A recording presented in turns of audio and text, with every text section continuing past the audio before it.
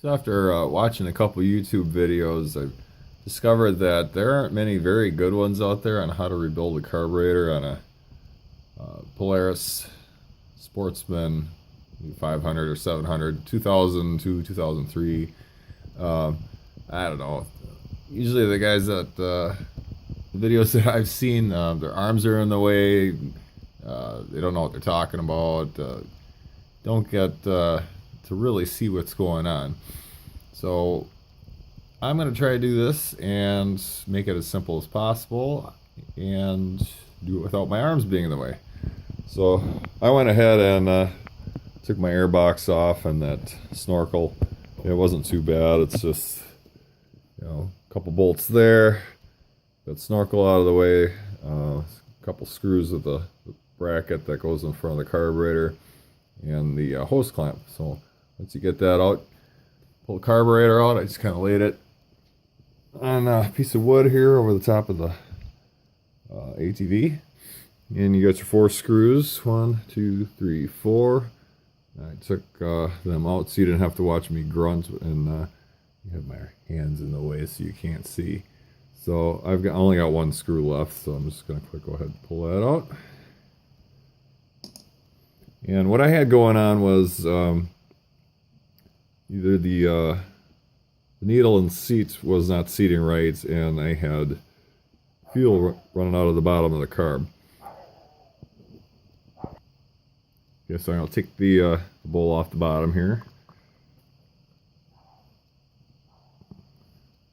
Set that right here. Actually, it's pretty clean on the inside, so I don't have to do too much of a thorough cleaning. That's a good sign. And then what you do is you got a pin that goes up through here that holds your float on. And what you would do is take like a little pick or something, pop in that end with a hammer, pop that pin out, give it a little pop, and then you go ahead and pull your pin out. This is where it gets tricky. I need probably, there we go. I need 2 hands for this. Pull that pin out. And there's your float. And on this little clip here, right down here, that is where your needle sits. So I'm going to go ahead and pull the float out and inspect the needle. It kind of came out all at once. They're rubber, and on the tip there, they tend to wear out. And when that doesn't seal correctly, fuel goes back up, and basically fuel comes through your overflow tube up here and comes out the bottom of the carb. So what I'm going to do is going to buy a rebuild kit, and I'll end up replacing that and clean out my main jet. And then I'm going to flip the carb over, and I'm going to take the top off. Okay, so I flipped the carb over. There's 1, 2, 3, 4 bolts that come off there. And you'll have your diaphragm. So I'm going to pull this off. There's probably going to be a spring in there and a seal.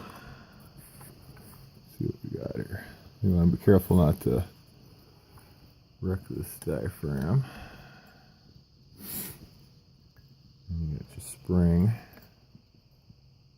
It comes out.